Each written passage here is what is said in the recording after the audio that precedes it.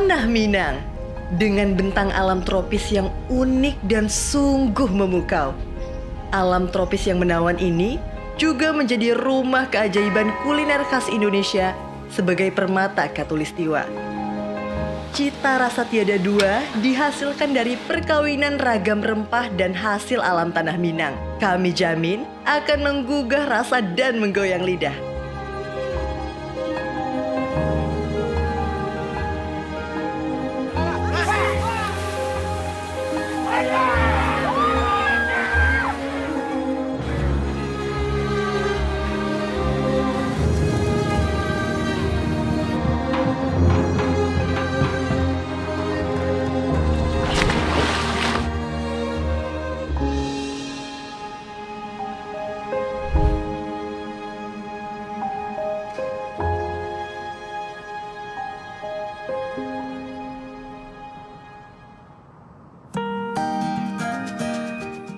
Perpaduan alam dan tradisi yang menyatu, seperti tarian-tarian khas Minang, begitu lengkap berkawan dengan ragam kuliner yang mewarnai perjalanan. Nah, kali ini saya akan mencoba melakukan perjalanan menyingkap rasa dan makna kuliner khas Minangkabau yang mendunia. Kuliner Minangkabau muncul sebagai kebanggaan budaya yang kaya akan sejarah. Hidangan-hidangan seperti randang, sate padang, nasi kapau, dan masih banyak lagi tidak hanya menggoyang lidah, tetapi juga menyimpan makna dan nilai-nilai yang luhur. Setiap gigitan dalam hidangan khas Minangkabau memberikan kenikmatan rasa yang menggugah selera dan menyentuh hati. Komposisi rempah yang kaya dan juga perpaduan rasa yang sempurna antara manis, asam, asin, pedas, dan juga gurih menciptakan harmoni rasa yang tak tertandingi dalam dunia kuliner. Nah, kali ini aku akan membedah salah satu kuliner khas Minangkabau yang sudah mendunia, yaitu randang. Dalam khazanah kuliner Indonesia, randang adalah sejuta rasa yang tak tergantikan. Sebuah keajaiban yang terlahir di atas tanah Minangkabau. Ada apa di sini?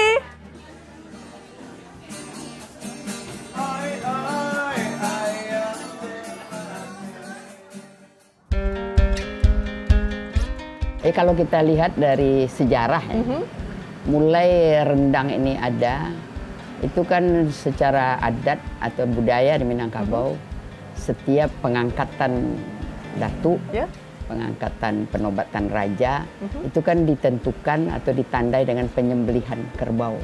Nah, jadi kalau raja 7, kalau datuk-datuk itu ada ya juga yang 7, tapi sekarang disingkat 1 kerbau untuk beberapa orang. Gitu. Nah, jadi mesti disembelih. Nah, jadi waktu itulah mulai dalam acara adat itu lauk pauk itu daging kerbau itu cuma dibikin 2 macam masakan, gulai yang merah dan putih, itu aja.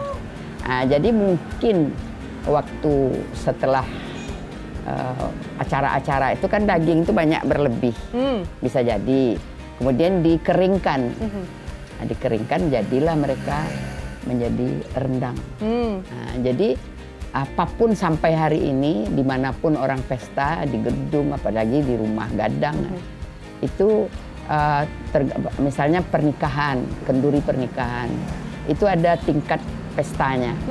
Ada yang namanya kalau istilah apanya, pesta kecil.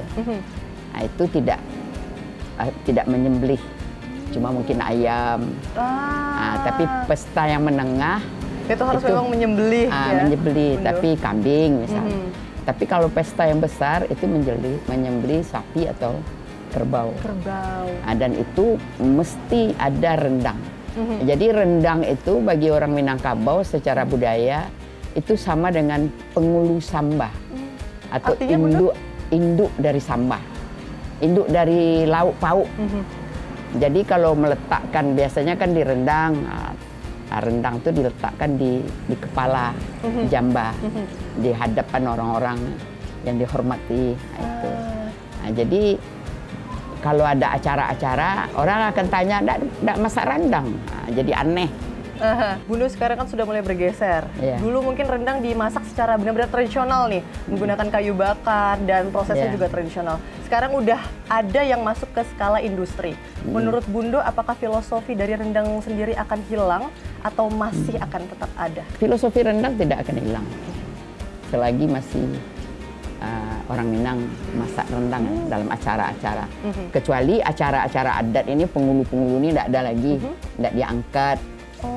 Itu mungkin rendang ini tidak ada. Tapi orang sudah menjadi salah satu induk samba, ibunya samba. Ibunya lauk pauk. Lauk pauk. Kalau bahasa Minangnya induk, induk samba atau penghulu samba rendang itu. Jadi misalnya yang mungkin berbeda kan cara memasak. Ya, kalau betul. dulu dengan kayu, kemudian yang memasak itu ramai-ramai kayak pesta-pesta. Kalau sekarang udah diganti dengan kompor minyak tanah, kompor gas. Dan itu kan alat memasak. Tapi bumbunya tetap sama rendang. rasanya tetap, cuma paling-paling beda-beda sedikit, ini agak kurang pedas, ini agak manis, ini garing, ini itu aja. Tapi yang rendangnya tetap, memasaknya tetap. Jadi yang memang menjadi filosofi dari memasak rendang ini selain cara membuatnya, juga memang bahan-bahannya ya Bunda ya? Bahan-bahannya tentu adalah dengan ditemukan sekarang kan rendang daun ubi. Banyak sekali ragam rendang. Kalau orang Minang, kalau Bundo dalam seloro-seloro, orang Minang ini batu itu bisa juga direndang kalau boleh. Yang penting bumbunya ya, yang penting bumbunya. Jadi pakis lah, ikan lah, daun ubi lah, daun apa. Pokoknya bisa direndang semua. Ada rendang ubi, ada rendang daun ubi, ada. Jadi tidak apa. Bahkan pegagan itu kan tanaman obat itu yang agak pahit-pahit itu juga direndang. Bisa direndang. Wah, ikan bilis, ikan teri misalnya bisa direndang. Jadi memang rendang ini bukan hanya mengecil di daging aja ya Bunda, tapi juga daging bisa. Itu kalau dalam acara adat itu yang daging. Yang daging kerbau atau daging sapi gitu. Bundo, tapi yang lain-lain boleh. Bundo terima kasih banyak penjelasannya. Aku senang sekali ketemu Bundo Putih hari ini. Bisa mengetahui filosofi yang lebih dalam lagi tentang rendang. Bundo sekali lagi terima kasih. Sama-sama. Senang sekali. Sepertinya aku masih mau keliling-keliling lagi di daerah ini. Kalau gitu aku pamit ya Bundo. Ya. Assalamualaikum. Waalaikumsalam.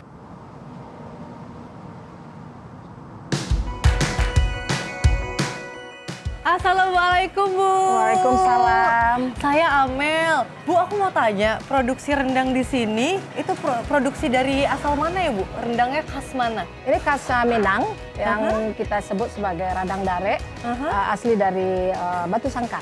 Oh, jadi rendang di sini asli Batu Sangkar. Betul. Aku boleh lihat produksinya dari awal sampai selesai nanti nggak Bu? Boleh. Boleh. Boleh. Sobat Parekraf, yuk kita lihat lebih dekat bagaimana proses pengolahan rendang dari awal sampai nanti siap disajikan. Let's go. Silakan.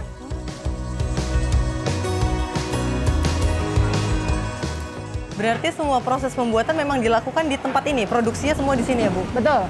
Ini tempat cuci-cuci atau bersih-bersih. Kemudian nanti bumbu terakhir ini masuk ke sini. Lama pemasakan itu sampai 7-8 jam. Oh, Bu, gitu. bahan utama untuk membuat rendang itu apa aja? Sebenarnya bahan untuk membuat rendang itu sama saja, ya. Jadi ada 3 unsur utama untuk membuat rendang, itu ada santan, daging, kemudian cabai. Oh. Dengan begitu, kalau kita kaitkan dengan filosofi rendang itu sendiri, itu ada 3 tungku sajarangan. Jadi tungku itu tidak bisa berdiri kalau tidak ditopang oleh 3 tungku ini, 3 penopang ini.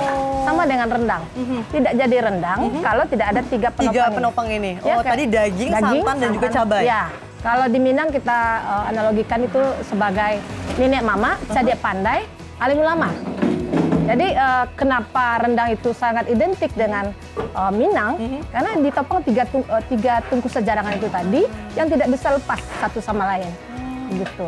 Jadi bumbu bahan dasarnya 3 itu. Lalu apa langkah awal dalam mengolah rendang, Bu? Untuk mengolah rendang itu ada beberapa cara yang berbeda-beda, disesuaikan dengan daerah masing-masing. Jadi rendang itu ada rendang dare, ada rendang pesisir. Oh, ada 2 jenis? Ada 2 jenis. Kalau yang dare itu cenderung lebih kehitaman. Kalau pesisir itu lebih ke coklatan. Jadi kalau untuk proses pemasakan itu berbeda-beda. Ada yang santannya dulu, ada yang bumbunya dulu. Cuman yang 3 kategori tadi itu memang bahan dasarnya yang selalu ada. Begitu. Cuman memulainya itu berbeda-beda tergantung dari budaya masing-masing. Kalau khusus di Rajo-Rajo, awal pengolahannya itu seperti apa? Kita kalau di Rajo-Rajo pengolahannya kita olah santan dulu. Pengolahan santan yang kalau ini proses pemasakannya itu butuh santan yang cukup banyak.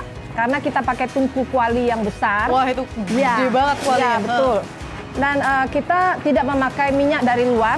Oh, jadi sama sekali nggak menggunakan minyak kelapa sawit gitu, nggak ada ya? Tambahan tidak.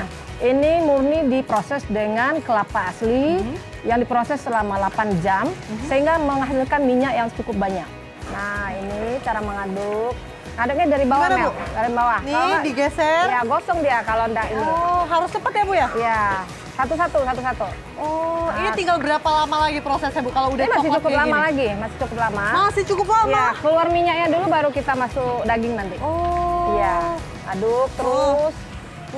Sampai rata. Dalam satu kuali ini bisa masuk berapa kilo daging? Ini 40 sampai 50, cuman kita pisah dulu jadi 2. Nanti setelah keluar minyak dan cukup mengental baru kita satukan. Oh, gitu. Kalau nggak muat ya. Iya. Untuk 50 atau 40 kilo tunggu proses tahapan berikutnya dulu baru kita satukan. Ini harus minyak. Terus ngaduk sampai nanti dia keluar minyaknya keluar. Iya, jadi santan kelapa itu memang yang asli, kelapanya banyak supaya pengadukannya juga bagus, gitu ya. Walau nggak ada minyak tambahan, tapi nanti keluar minyak dari kelapanya. Betul, ya, Bu? Ya. Ini masih lama ya, Bu? Masih lama, Mel. Ini masih butuh waktu 4 jam atau 5 jam lagi. Aduh, Bu, ini kayaknya udah kepanasan deh aku di sini. Yang udah jadi ada, belum? Ada. Ayo kita coba. Boleh nyobain yang udah jadi di dalam nggak? Ayo. Ini tinggal aja nggak apa-apa? Nggak apa-apa, silakan.